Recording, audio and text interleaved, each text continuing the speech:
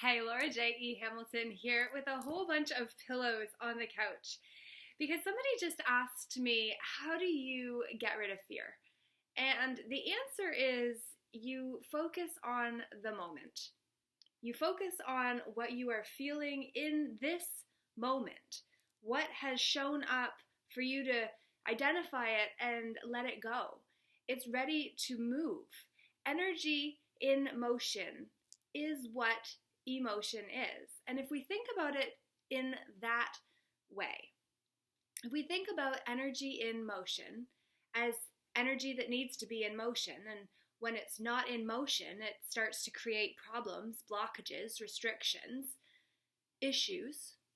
And if we can simply say, I'm feeling fear right now in this moment, and it feels very real. Fear, by definition, is false evidence appearing real.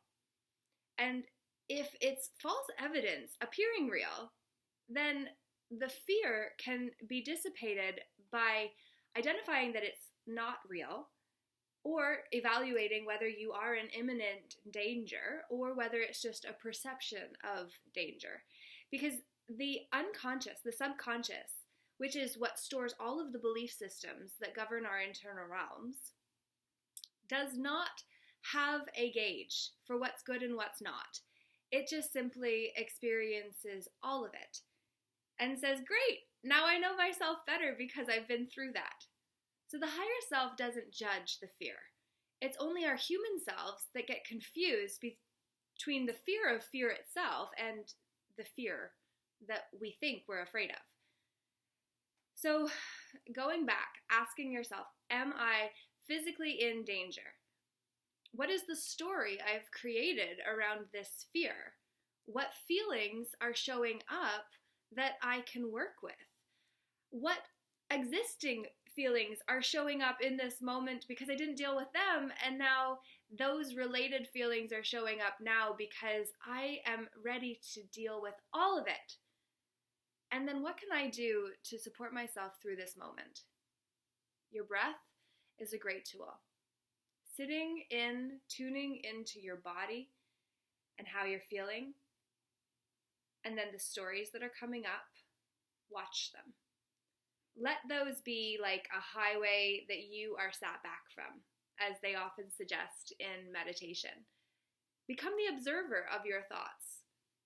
Become the observer of your feelings and actually tune into the feeling before you tune into the story.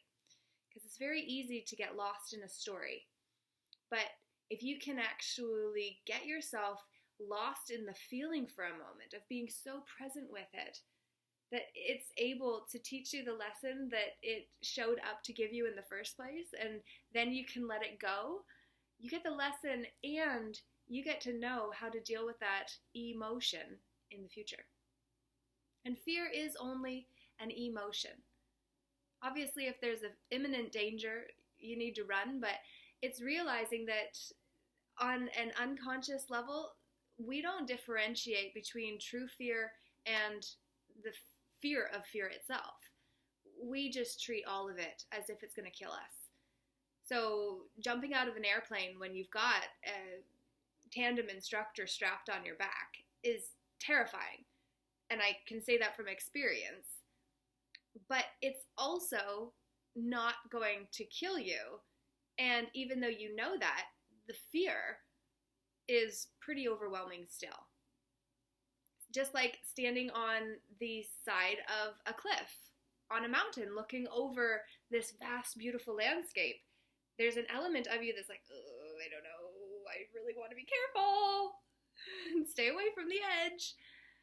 And those are perfectly reasonable stories to tell ourselves to keep us safe. It's just about recognizing when those stories are said about starting a business or launching a project or pursuing a relationship or doing something that is not going to physically kill you, but to the ego that understands that part of its identity has to die in order for you to accept this new thing that you desire. That's the part of you that is actually fighting. So I hope that gives you some insights and helps you breathe through the moment of fear as it arises and to let it go so that you can move into a future moment with the wisdom that lesson came to share with you, and also the knowledge of how to handle that emotion in future too. I hope this serves you and helps you let some of that false evidence appearing real go. Have a great day. Laura J. Namaste. The light in me honors the light in you. Thank you.